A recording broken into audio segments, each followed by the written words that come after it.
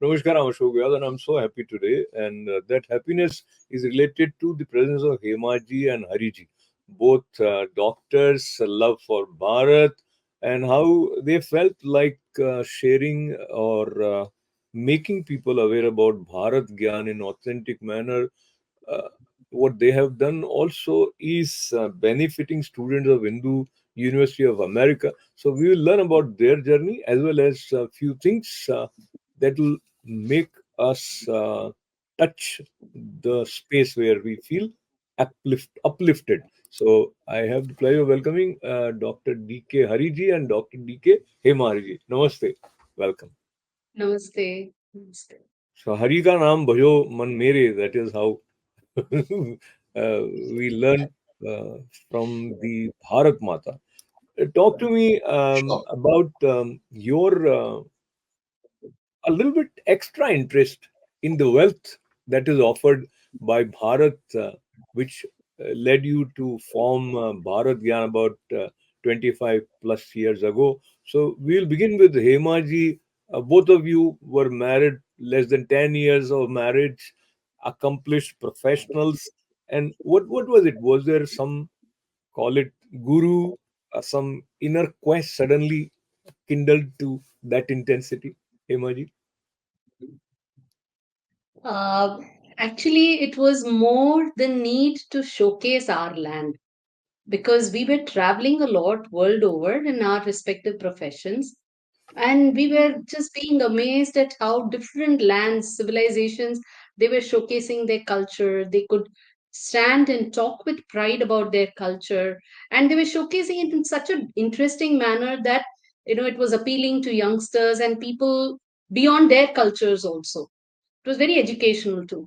So we felt, India, we've got a wealth of information, such deep knowledge, and this was pre Google days. So, access, if you really wanted as a common youngster, if you wanted some information, you really couldn't get access to it. It was more like all research or very scholarly knowledge base was there. But for a common man to get access to this was difficult.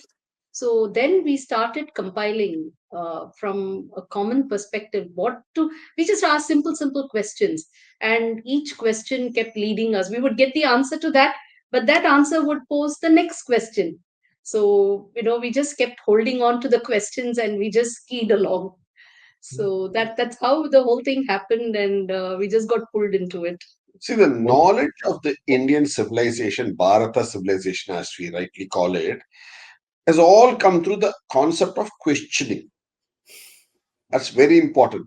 See, if the questioning process was not there, if Arjuna had not asked questions of Bhagavan Shri Krishna, you would not have got the Bhagavad Gita. The Upanishads, for example, if you look at it, is because of a Shishya questioning his guru. So there's a dialogue happening, the questions are being answered.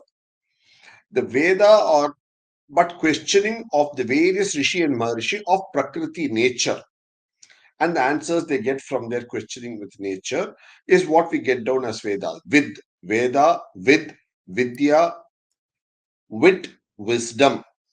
So that's how the root of the word comes. So we get that. So this questioning spirit is very important. If you look at Gautama Siddhartha Buddha, he also mentions about a lot about questioning.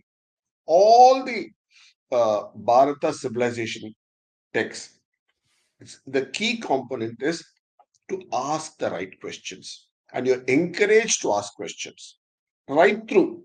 That's the beauty of it. That is what is that back and forth questioning and answering from a perspective of wanting to know is what creates the knowledge base of our civilization. Because actually, if you see a lot of the Rasayana texts, other texts also questions between Shiva and Parvati are answering each other. It's common. That's how we see it right through the uh, many of the Puranic literature too. And the That's how. Shastras. And for us, actually, this experience has been more like an interaction with Bharat Mata herself. We used to throw the questions, and she would give us some answers and take us on a journey. Talking to you, this is the kind of feeling actually. Since you asked what led you, who led you, it is more like a interaction, With the civilization. with Ma Bharati itself. Absolutely. And as Bharat word itself, our sages remind us, means that which is immersed in the knowledge. And then, of course, Absolutely. Yes. Vidya, yeah, Vimuktaye. Uh, you mentioned about civilization and, of course, mentioned about Lord Shiva. I also recollect in Brahma Sutra, the first way is Athato Brahma Jigyasa. So that Jigyasa and the inquisitiveness or quest for knowledge is what Bharat is. But I'll digress slightly and then we'll come back to uh, specifics about sharing the knowledge rooted in Bharat. What I'm digressing is, how do you see some people look at what you are referring to as Hindu Dharma or Sanatan Dharma, and that way they keep their eyes closed or they want to turn away just with certain ideology. So, how do you sort of differentiate between Sabhyata and Dharma in the context of Bharat, or there is no difference?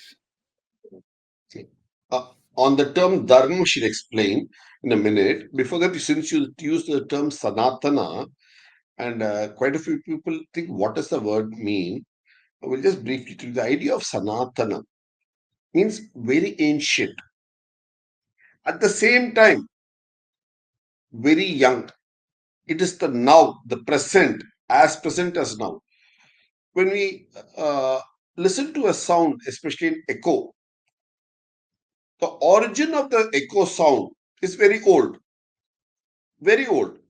But the latest reverberation of the echo you listen to is present and now. But the source is as ancient as can be. That is that's what you have in the idea of omkara, that reverberates to the universe. So, but the sound that you hear this moment is absolutely new. So that is the similar concept that we have in the idea of Sanatana, where our thought process, values, and what we stand for, the quest, as you said, for knowledge, the Sabhyata, all this is ancient plus at the same time applicable for the present times too, in consonance with Prakriti nature. Because we ourselves, we earthlings ourselves, are a component of this Prakriti nature. This understanding is what leads us to the concept of dharma. As you said, the idea of dharma, which you'll explain now. Hmm. And the fundamental point arises when you say, how do you differentiate between Sabhyata and Dharam? The Absolutely. issue has happened because of using the word Dharma as Dharam to mean religion, whereas Dharma is not religion. Dharma is coming from the root idea of dhar, to dharan, to bear, like dharti or dharini. So, what you bear, so what do you bear is your innate character. So, this innate character is what is dharma fundamentally. And you act as per innate character, whether you're a human being, whether you're an animal, whether you're a flora, fauna, or even the cosmos, the universe, the planets, the sun. Everything has its innate character as per which it behaves, and that is the order or rita in the universe. Look at the English word rhythm, stems from the Indian word rita, ritu, cyclical, repetitive, the nature. So that's what it is. So, so that is where it all stems from. And the idea of dharma is, as she so nicely said, is not only for the living, it's not only for the animate, but it holds good for the inanimate too, as much. So the idea of what you bear holds good for both the animate and the inanimate. So, Absolutely. actually, the word for religion is from the word mathi. So, matha is a religion.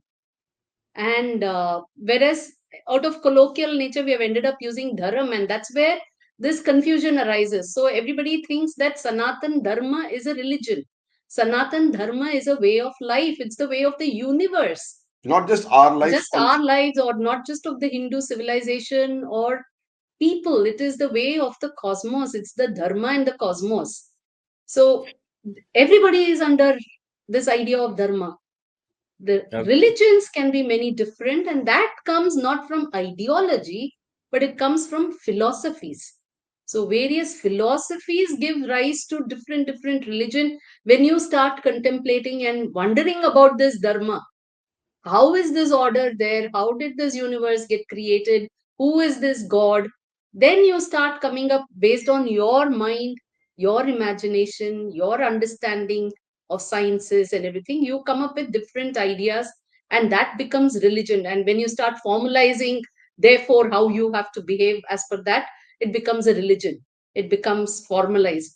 But dharma, there is no two doubt on, everybody is under the dharma of the universe, and that is very sanatan. Because like he said, it's as new as evolution, because today whatever is the state of the universe is the dharma of today. That's how the universe is behaving today, and you have to behave, you're contributing to that dharma as well with your behavior. Absolutely. So So it's as a they say, beautiful concept.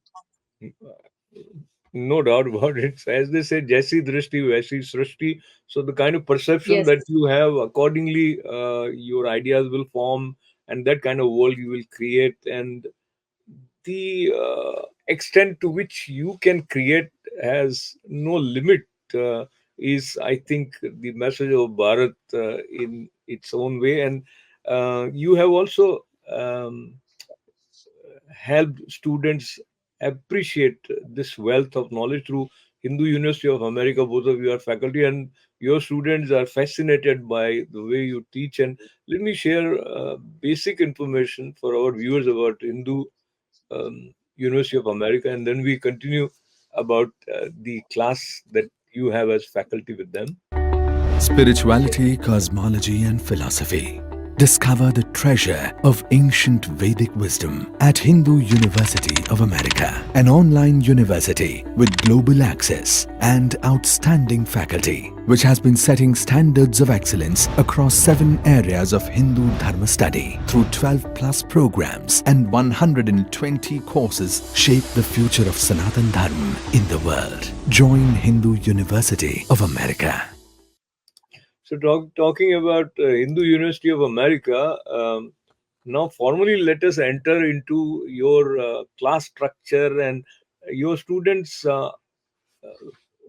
feel so good after attending your class. Let me take you to the temple in Baku of Lord Ganesha that someone heard from you, and the prayer written at the temple entrance. So, uh, over to both of you with Ganesh ji. Thank you. See, the idea is when we had been to Azerbaijan country, that is by the Caspian Sea, about a decade ago, what we saw was the term Caspian Sea itself is obviously an English name. It's an Anglican name given much later from an earlier local name. And what are the roots of the local name for it? It's in our Indian Bharata languages, it's called Kashyapa Sagar. So it's named after Rishi Kashyapa, which today over the millennia has got in different ways morphed. And now in English, it's called Caspian Sea. Of course, that's not the local name either.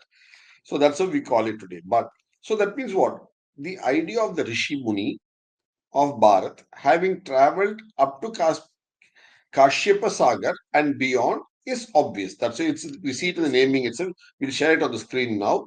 That's one thing. So we're talking about how from Bharat in ancient times, many Rishi Muni have traveled from different parts of Bharat all the way up to across Afghanistan, which was then in those days part of Bharat, Bharatavarsha. And from there they went up to Baku, Caspian Sea, which was a point where a lot of Rishi Muni congregated at the Ateshka temple. And from there they traveled further north or west as they deemed appropriate then for their needs of their dissemination. So this is the route. See, look at that from Bharat. This is by a famous Russian traveler, Afanasy Nikitin. And this is in the Ateshga in Baku, in Azerbaijan. So here he actually draws the route of how he has come from Russia to India. And he follows the route of ancestors before. And so this is that Ateshga in Jwalaji. Baku. This This is the Jwalaji Mandir. I mean, of course, it was renovated again in 1713. It is about 30 kilometers from Baku at a Surakhani village. So Khani meaning a mine and oil well. And here, you can see a Trishul on top, over here on top. And there is a fire, an eternal fire that's burning here continuously. It's always burning. And there are stone plaques over here with Sanskrit inscriptions. I mean, in Devanagari, there are 18 in Devanagari, one in Gurmukhi, some in Farsi, Persian. And you can see the swastika symbol there. See, you can see the swastika also over here. Yes, yes. Really beautiful. This one. And the first line here actually starts with Om Shri Ganeshaya Namaha. And Wow. it says that it was erected by a person called Ram Dutt in 1866. We can read that Sri Ganesha Nama on the top very clearly.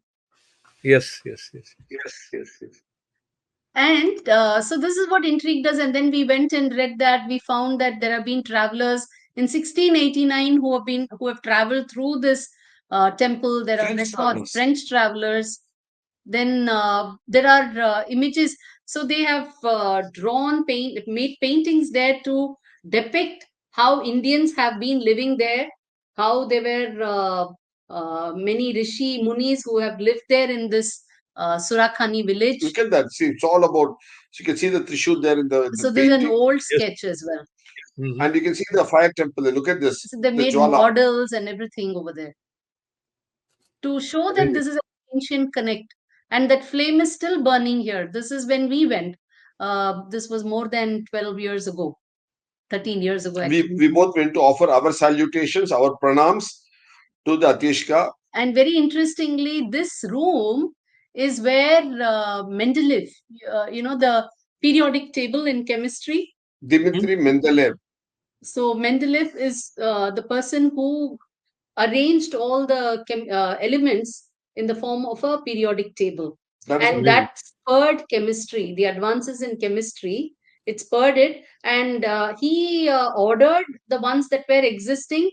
And based on that order, he predicted that there would be so many more.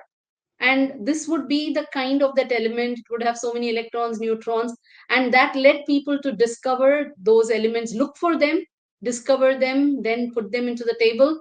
And many, many more came after that. I mean, that gave a order to the existence of elements in nature. So in modern chemistry, that's a foundation stone for modern chemistry. And what we actually found, we found a beautiful connect here, which we have written in one of our books. Brand Bharat.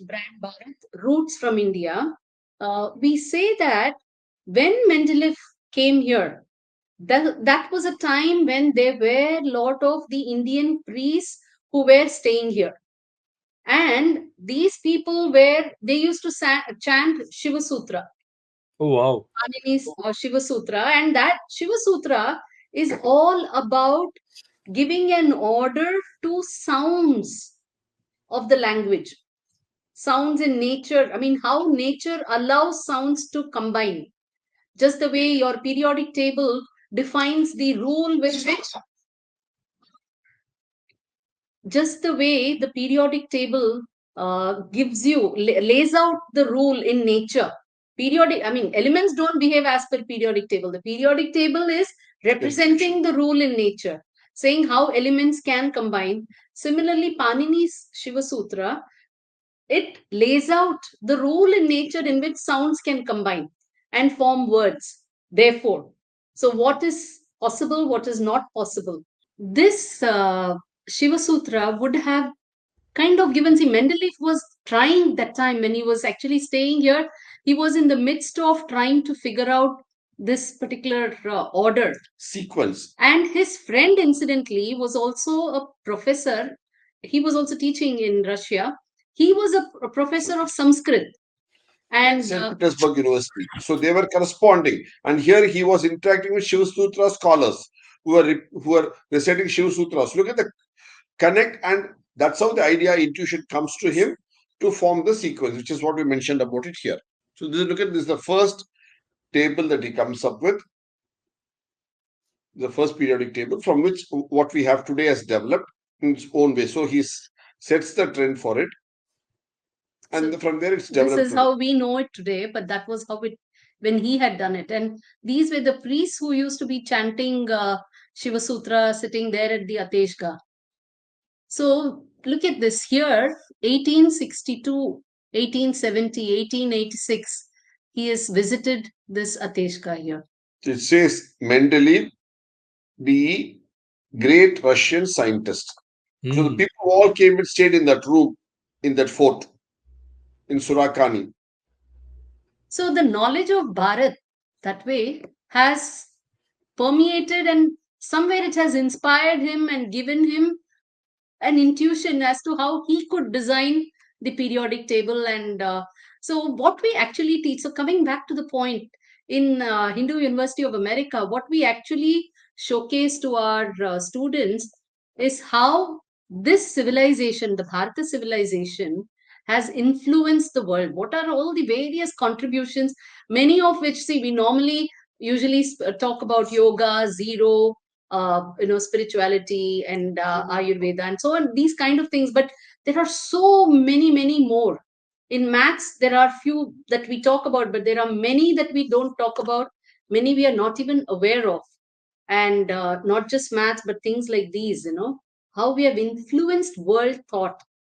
So today we are trying to say Bharat should be a world guru, but we have already been a world guru. That is why we are saying that today again we can aspire to be a world guru, because we have today, whatever we in fact show in our course, that whatever the world is today, it is a result of various influences of the Bharata civilization on the world, and how the world received it, how the world took to it, how did it adapt, how did it adopt, and then therefore how it has morphed and come forth.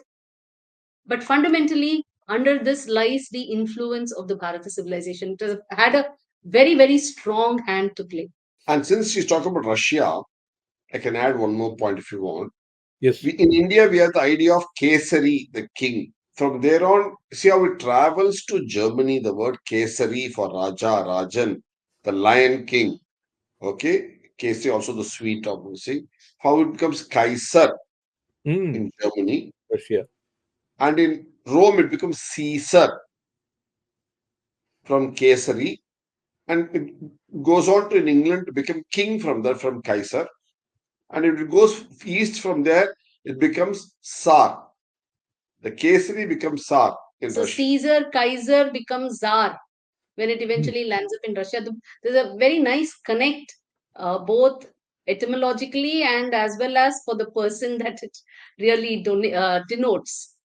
And it comes from the when we have Raja Kanishka in Afghanistan about 2000 years ago. He is called Kaisara because it comes from the root word Kesari. So Kesari is also a flavoring spice agent. Yes. It's Yes. a mane of a lion. It's a lion king.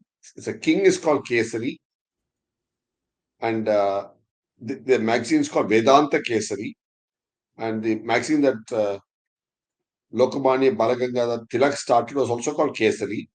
So we have the idea very clearly all over Bharat, and how the term has spread the world over to mean the idea of king the world over. So not only Bharat is Vishwa Guru, but Bharat is Guru in terms of that which encompasses future and future possibilities, and have the provision for placing everyone. So it is not just a matter of coexistence of different type of human beings, but it is the coexistence of different planets. So that is phenomenal. When we listen to both Hariji's, it fires our imagination also, and that is rooted in the fact-based, research-based knowledge. So that is even more exciting. I think we should have more and more sessions with you to share the wealth of knowledge that you have by your tapasya uh, assimilated, accumulated, orderly placed to share and enlighten us. Uh, I Which cannot is thank what you enough. actually we do in HUA as over 8 quarters, because slowly you have to, like peel one layer after another. Each one lays the foundation to understand the deeper and deeper aspects and then come back to the future. So uh, we look at it as first understanding the Bharata thought ethos, and then looking at contributions, and from the contributions to see what can we do further. So Absolutely. this So, is something which we hope the youth will take up, and they are and carry the mantle forward. absolutely. So once again, thanking both of you profusely, Thank and wishing the best in terms of the passion with which you are sharing and spreading this fragrance. So, pranams to them, and thanks to all of you with lots of good wishes for joining us. This is Ashok Vyas. Namaste.